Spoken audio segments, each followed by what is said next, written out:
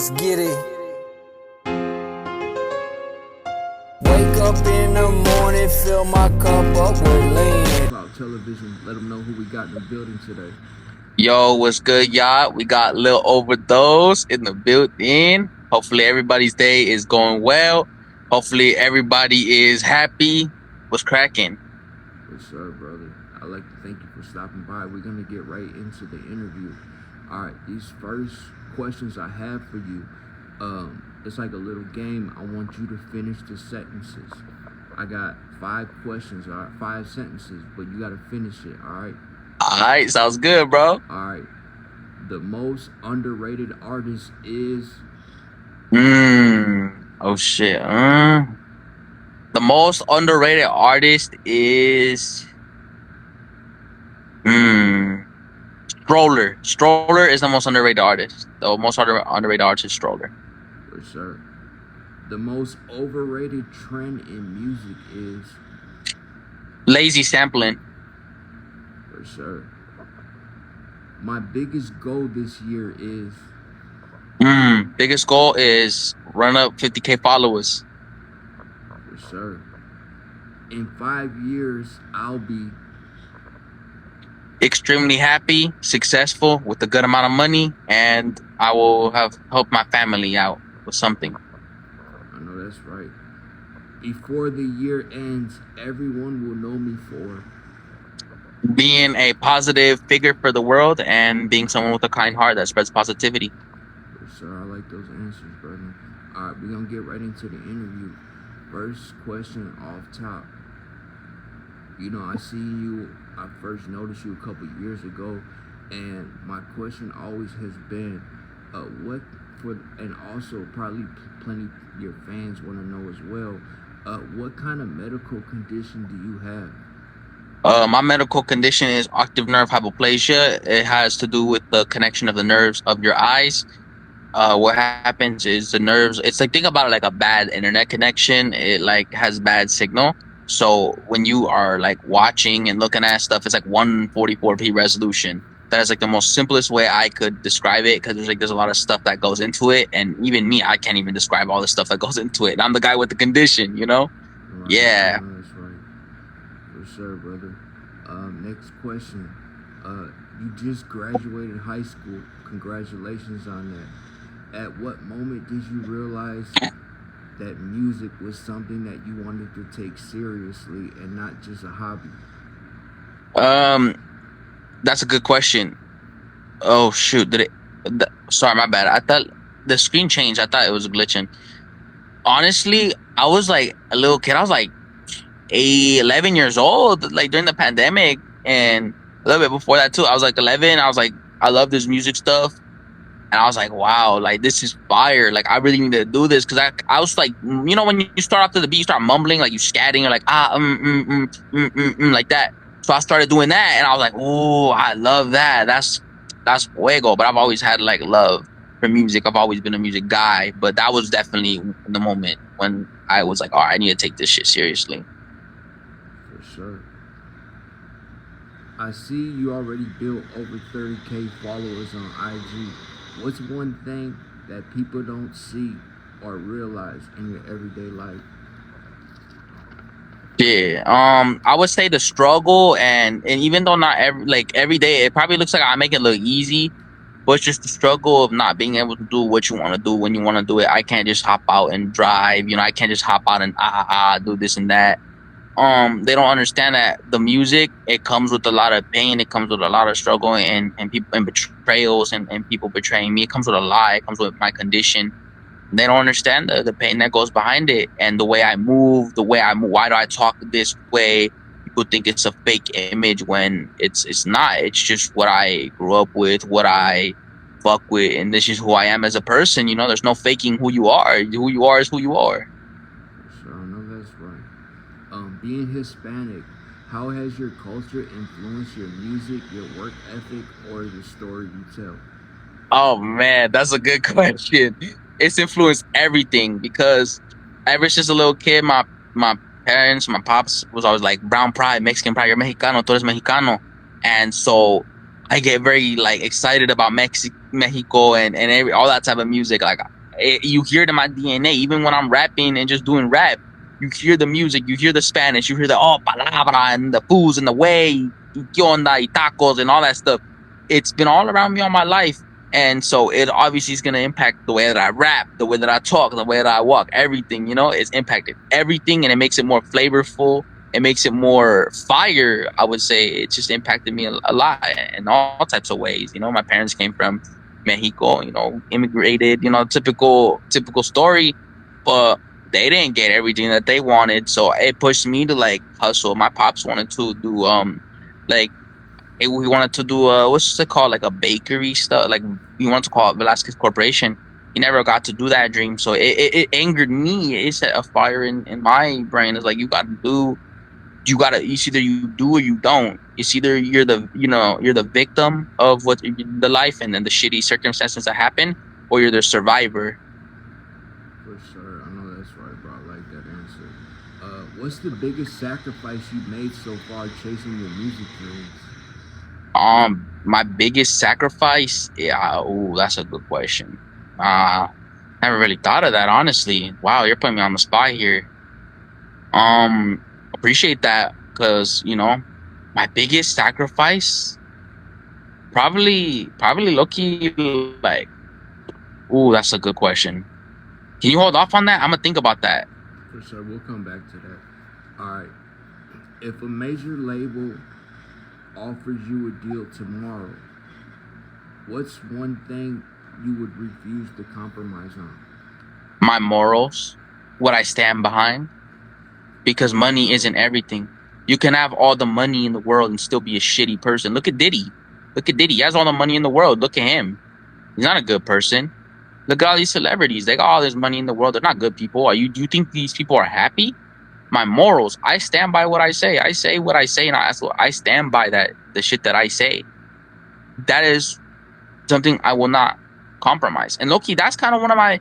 I wouldn't say I've sacrificed my morals, but my biggest sacrifice is like the peace and mind. There you go. Here's the answer to the other question: is the peace and mind, and knowing that I'm living a different life now. Like, even though day to day it's normal, I wake up, I talk to the homies, talk to the person, that person.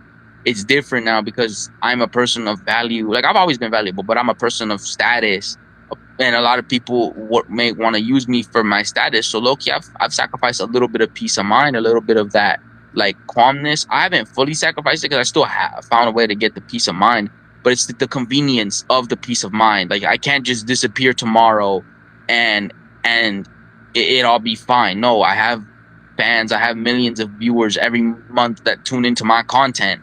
So I can't just go away tomorrow. People can easily find shit about you. People, once it's on the net, it's not ever gonna go away. I don't care what anybody says, especially with somebody at my caliber. Like, once you're there, people can do anything to take you out of context. And when I mean my caliber, I don't mean like on some ego shit, like I'm some big person. No, I mean like when you pull what you pull, and you pull what I pull, it's just a lot of shit factors into that. So I'll say that's my biggest sacrifice. For sure. I like that answer, bro. That's true as hell, bro. People do tend to do that a lot. Like, I notice when an artist or anyone in general will build up a little traction and build up their name, you have people that knew them before their fame, or just people that are on some hating stuff will spread lies or rumors about them. And even with AI being involved now, it's hard to see what's real and what's fake. So you do have to extinguish all that. So I like that answer. We're gonna move on to the interview though. What's a moment in your life that changed you? And can the fans hear that experience in any of your songs that you got out right now? They kind of can hear glimpses of it, but a moment in my life that changed me is when my grandma died. Because I've always had questions about faith and this and that and death. But when she died, it completely fucked me up. It changed me. It changed me in a good way. It made me more positive. It made me more grateful for my life. It made me more grateful for all of the experiences that I have. And you said this is the wrap up, right? I'm just asking so I can like properly say it the way I need to say it. No, it's not a wrap up. Oh, I thought you said that. My bad. I thought I heard you wrong. I heard you wrong. Yeah, This is not the wrap up. I'm gonna just say it like this. It changed me in so many ways. I could go on and on and on and on. But it taught me to be positive. It taught me to motivate people. It taught me to not be a people pleaser because a lot of things happened. A lot of realizations happened after that. A lot of people were fake. People were quote unquote there for me, but they weren't really there for me. They were physically there for me. They might have given me a hug and they might have done this, but the whole time they were backdoor. They were slime. And so, moral of the story there is enjoy your life. Be careful. Be careful who you fuck with, because they may put on a performance when other people are there, but behind closed doors they could be on bullshit. facts, It's facts, the closest people in your life that be on bullshit. facts. That's facts. Who are 3 artists you would want to work with if you had a dream EP, and why do you think those 3 collabs would work for you? Three collab. That's a good question. I would want to work with Eminem, Snoop Dogg. Do we count? Can we count dead artists or not? For sure, for sure. Nipsey Hussle. The reason I chose those, Eminem, because he's Eminem. Like he can fucking rap, man. I love how he can just come off and just spit some flames. Everybody knows Eminem. It's not just because of the status, it's because he represents rap. When you think of rap, you think of Eminem. Snoop Dogg, because he's Snoop Dogg, man. Like you listen to stuff like la da da da da na na na na na. Like you love Snoop. Everybody listens to Snoop. He's fire. He just got that gangster, that like posted up, kick back vibe. That's me. I'm just chilling. I'm just posted up, just chilling, just here.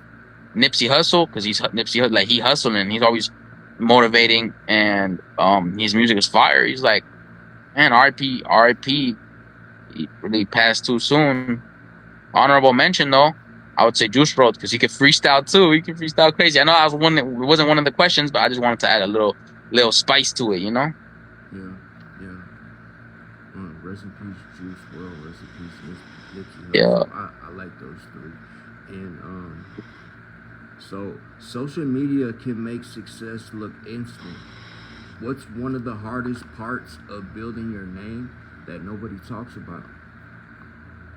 Coming up with content every day, coming up with the ideas, coming up with what to talk about, how to do it. Especially right now where I'm at, I don't have any fancy studios, so it's really hard to just come up every day, every day, every day, new content. It looks easy because I make it look easy, because of the way I can freestyle and the way that my mind is able to put together jokes and put together these things. But it's really hard. I get frustrated when I'm recording sometimes because I'm like, wow, I don't even know what to talk about this week sometimes. Like, feels like, well, it's just, it gets annoying sometimes. I'm like, I don't even know what to record. Right. I don't know what to talk about. It's also like sustaining, making sure that you don't fall off. Like you have to sustain the numbers. You have to make something boom. You have to make, like, no one's saying that I have to, but you know what I mean. Like, in order to make this something and to continue to be an influential figure in the social media content creation space, you need to constantly be going viral. If not, you're just gonna fall off. You could have a niche audience, but for what I'm trying to do, I'm not trying to have a niche audience. I'm trying to grow it as big as possible. And I'm not trying. I mean, I'm doing. I don't know. I had a tendency to say I'm trying. No, I'm doing it. We're doing it right now, and we're gonna continue to do it, and nothing's gonna stop us. You know? For sure, for sure. 5 years from now, what do you want people to say about you? Not just as an artist, but as a person. I just want them to. I I don't really be focused on what people are saying, but I just want them to say that I'm motivational, that I help them out, because I love helping people out. It's not about the fact that I did it; it's just the fact that I was able to improve someone's life, and I want them to say, I'm proud of you. You did it. You helped us. We're better now because of you, or not because of you, but you know what I mean. Like, we're better now. Like, we're better now because of your help. Like, For 'cause of, sure, yeah. for sure. For everybody watching that's around your age and trying to chase their dream, what advice can you give them? Um, don't listen to what everyone else has to say. Fuck the haters. Listen to the people who actually like mess with you and want to give you serious advice, serious feedback. but you got to be very, very careful who you listen to, because some people will act like they're giving you feedback, but be talking shit to your, behind your back, or they're doing subliminals into your face. They're showing fake love to your face. They're showing smiles to your face, and it's fake. Just be careful. You know, don't pay too mind to what people have to say, because a lot of people are insecure. A lot of people don't really got no life. They don't got nothing going on for them, so they're just gonna talk shit. They're gonna try to put you down just because you up. Be confident. Be extremely confident. I know it's one piece of advice, but I'm giving you more. Be extremely confident. Don't be cocky. Be humble, but be confident enough where people, when you are in the room, you command attention. People know who you are. People know what you're here to do, and people know that you're not with the bullshit. Facts. For people just tuning in and just discovering you, what's one song you would recommend to them? It's not one of my freestyles. It's an exclusively YouTube and BandLab song. It's called "Back to the Bag." Is it part 3? No, yeah, it's part 3. It goes like, "I've been getting banned." It's not the best one, but yeah, I was the song I first performed, and I was never supposed to release it. So shout out to my homie Trap House. You know, he made me release the song. Oh my god, but he definitely made me release it. He's like, "Hey, fool, you need to drop that shit, fool." I'm like, fool, you're right. I need to drop that ASAP. And I almost never dropped it because of him. But so you know, he was one of the people that believed in me, and so it's shout out to my boy Trap House. For sure. Hey, Lil Overdose, I'd like to thank you for stopping by on RCT, man. We wish you nothing but success in chasing your dreams, and if we could do anything to help, just DM me and reach out, and I'll try my best. All right, brother. It was a pleasure speaking with you, man. I really appreciate the opportunity to better get to know you and hear some of your story, brother. You too, bro. I really appreciate you for having me on this platform. I'm extremely grateful. I said grateful. Come on, bro. I'm tripping. Grateful for you to have me on here, and I really appreciate the fact that you gave me an opportunity to tell my story and show the fans the side of me that they don't get to see, and I really appreciate that. I appreciate you, because you could have chose anyone else, but you decided to choose me, and I'm just, that humbles me. I'm grateful for that, and God bless you. God bless you.